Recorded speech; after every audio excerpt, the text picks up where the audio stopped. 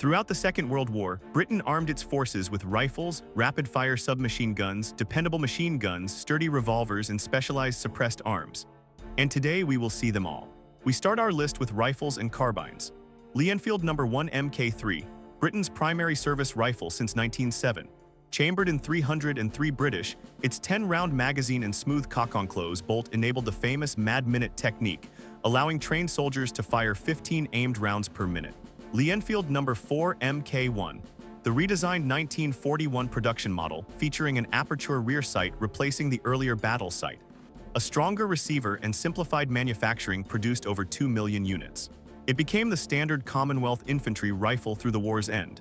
Enfield No. 4 Mk I Sniper. Each example was hand-selected for exceptional accuracy, then fitted with a No. 32 telescopic sight and cheek rest, effective to 1,000 yards in skilled hands. Around 2,500 were converted, serving Commonwealth snipers from North Africa to the Pacific. Enfield No. 5 Mk I Jungle Carbine. Introduced in 1944 for Burma and Pacific fighting, shortened 5 inches and lightened by 2 pounds. The distinctive conical flash hider reduced muzzle blast. It became notorious for a wandering zero accuracy issue that plagued the design throughout service. Lisle Carbine silenced, arguably the quietest firearm of the entire war. It used the Enfield action rechambered for 45 CP subsonic pistol rounds inside an integral suppressor. Designed by William de Lisle for SOE operations, it was nearly inaudible beyond 50 meters. Pattern 14 Enfield. Originally designed to replace the Enfield before 1914 interrupted production.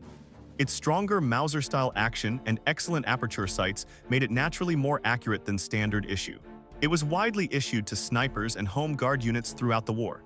Martini Enfield, a Victorian-era single-shot rifle converted from the original Martini Henry, pulled from reserve storage to arm second line and colonial troops during the desperate equipment shortages of 1940. It fired 303 British, but required manual reloading after every shot. Let's move on to submachine guns. Sten Mk I, the original 1941 Sten variant featuring a wooden foregrip, muzzle compensator, and folding magazine housing, more refined than later models. Approximately 100 were produced. It was designed after Dunkirk when Britain desperately needed rapid small arms production at low cost. Sten Mk II, the most produced Sten variant with over 2 million manufactured. Stripped to absolute minimum components, costing approximately 11 shillings each. Its removable barrel and folding magazine housing made it ideal for parachuting to resistance fighters across occupied Europe. Sten Mk II silenced, a dedicated suppressed variant featuring an integral silencer replacing the barrel assembly.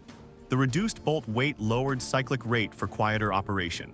It was issued to SOE agents and SAS raiders conducting night operations behind enemy lines. Sten Mk III, the most simplified Sten, manufactured from a single welded steel tube with a fixed magazine housing. Produced in just 5 hours of factory time per unit. Over 900,000 were built, representing the absolute peak of wartime emergency mass production efficiency. Sten Mk V, the premium 1944 refinement featuring a wooden stock, No. 4 rifle pistol grip, and front sight with bayonet lug. Issued to airborne forces for the D-Day and market garden operations. Far better finished than earlier models, reflecting improved production capacity. Sten Mk VI, the final suppressed Sten variant, combining the Mk V's improved wooden furniture with the Mk II's integrated suppressor. Limited production numbers were reserved for elite commando and special operations units conducting the most sensitive clandestine missions. Lanchester Mk I, a direct copy of the German MP-28, manufactured specifically for Royal Navy and RAF use from 1941. It featured a solid brass magazine housing and high-quality machined components. Its premium construction made it expensive but extremely durable for shipboard service.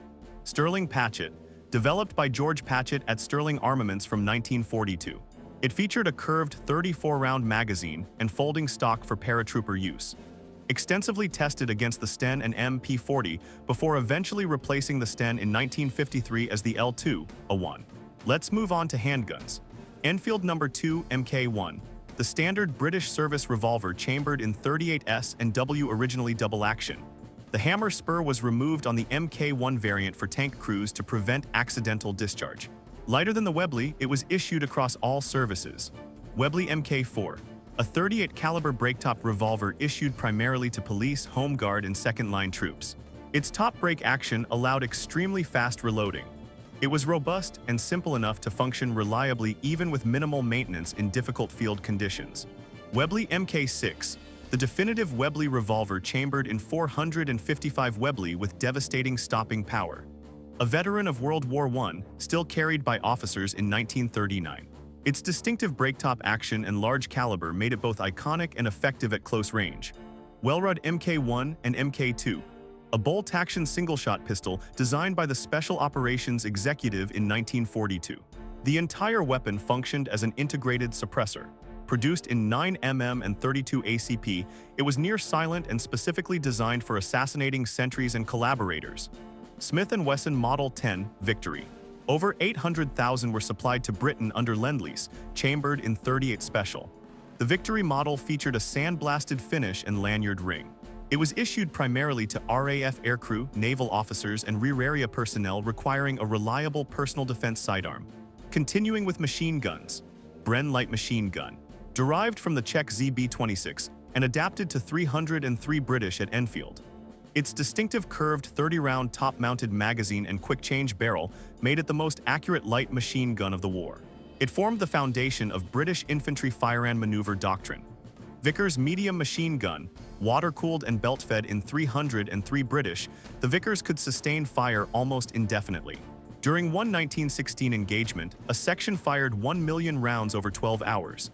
Still effective in 1945, its reliability and endurance were simply unmatched. Lewis Gun. The iconic pan-magazine light machine gun from World War I, repurposed for anti-aircraft, coastal, and merchant navy defense. Its distinctive aluminum cooling shroud was actually unnecessary by 1939. Approximately 5,000 were reissued from storage after Dunkirk. Vickers K, originally designed for aircraft observer positions, firing 950 rounds per minute in 303 British. The Long-Range Desert Group and SAS mounted paired Vickers K guns on jeeps for devastating strafing raids on Luftwaffe airfields across North Africa. Vickers Berthier, adopted by the Indian Army in 1933. The VB competed directly against the Bren, chambered in 303 British with a 30-round magazine. It served throughout North Africa, East Africa, and Burma with Indian Army units throughout the entire war. Bisam Machine Gun, licensed from the Czech ZB-53 design and chambered in 7.92 Mauser rather than 303 British. It was exclusively vehicle-mounted in Churchill, Cromwell, and Crusader tanks. Its separate ammunition supply simplified tank logistics but complicated overall supply chains.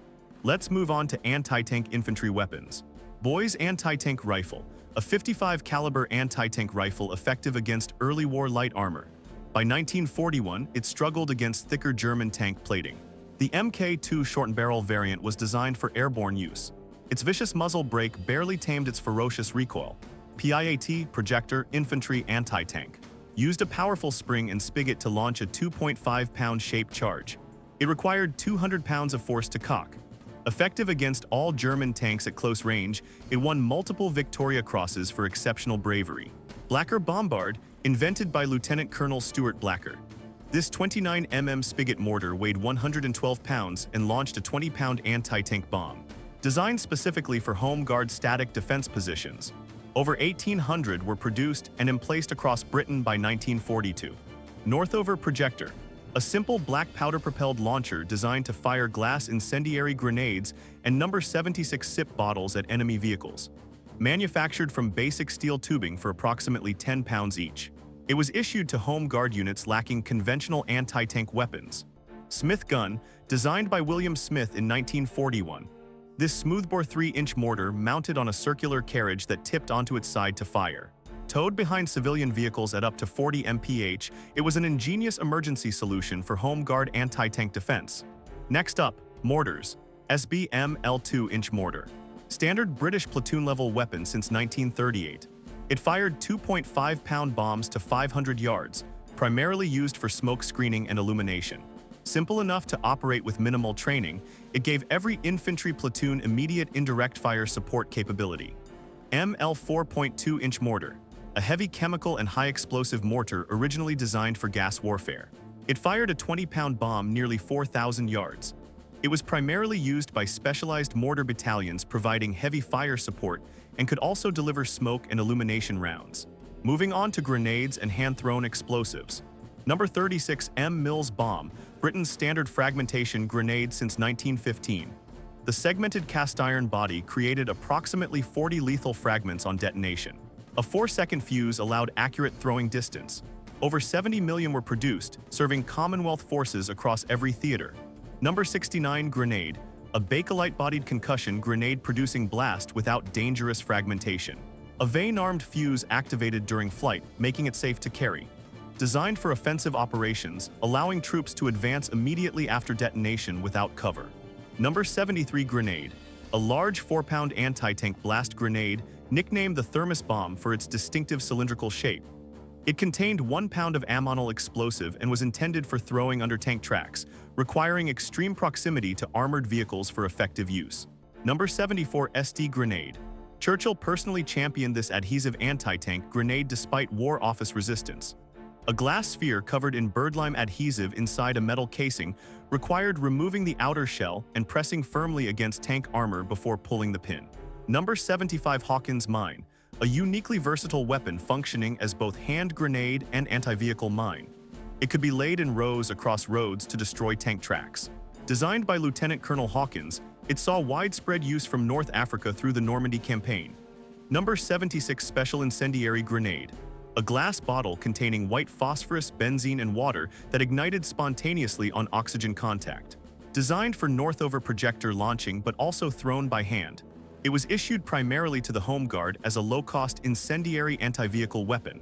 Number 77 Grenade, a white phosphorus smoke and incendiary grenade producing dense white smoke immediately on detonation. Used for obscuring movement, signaling, and clearing enclosed spaces. Burning phosphorus particles cling to surfaces, reaching 2,760 degrees Celsius. Number 82 Grenade, a stockinette bag with an always-armed fuse cap filled with plastic explosive to any required size. Invented by Captain R.S.G. Gammon of the 1st Parachute Battalion, it was favored by airborne troops for destroying vehicles, field guns, and demolition tasks. Let's move on to flamethrowers. Flamethrower number 2 Lifebuoy, named for its circular donut-shaped fuel tank worn on the back. It carried 5 gallons of thickened fuel, projecting flame up to 45 yards. It was used extensively in Pacific and Burma operations for clearing Japanese bunkers and fortified jungle positions. Marston Flamethrower, a static, emplaced flamethrower system designed for fixed defensive positions.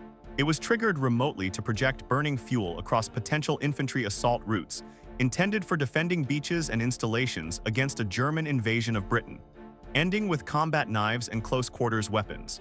Fairbairn Sykes Fighting Knife, designed by Shanghai police veterans William Fairbairn and Eric Sykes in 1941.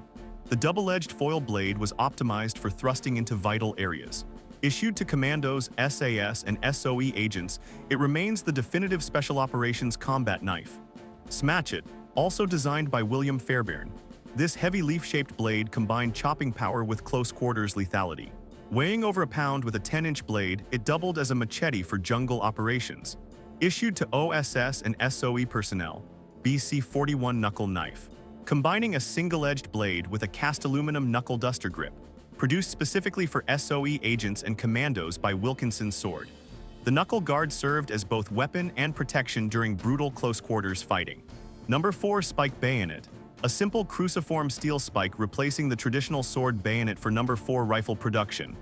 Nicknamed the Pig Sticker, it was cheap and fast to manufacture. Purely a thrusting weapon with no cutting edge. Number 5 Sword Bayonet, a 7.5-inch bladed bayonet designed specifically for the number 5 Jungle Carbine. Fitted with a distinctive curved crossguard and Bowie-style clip point, it doubled as a utility knife in jungle environments. Number 1 Mk I Sword Bayonet, a long 12-inch blade sword bayonet carried over from early war production. Attaching to the number 1 Lee Enfield, its length provided a significant reach advantage in close combat. Home Guard Pikes, officially the Pike Spike Mk I. Approximately 250,000 were ordered in 1942 against Churchill's wishes. A steel spearhead welded to a pipe handle, they represented the desperate improvisation of Britain's last-ditch civilian defense force. Clam Magnetic Mine, a small SOE sabotage charge using 6 powerful magnets to attach to metal surfaces like vehicle hulls and rail lines. It contained 8 ounces of plastic explosive with a time delay fuse. Hundreds were deployed across occupied Europe, destroying locomotives, vehicles, and machinery.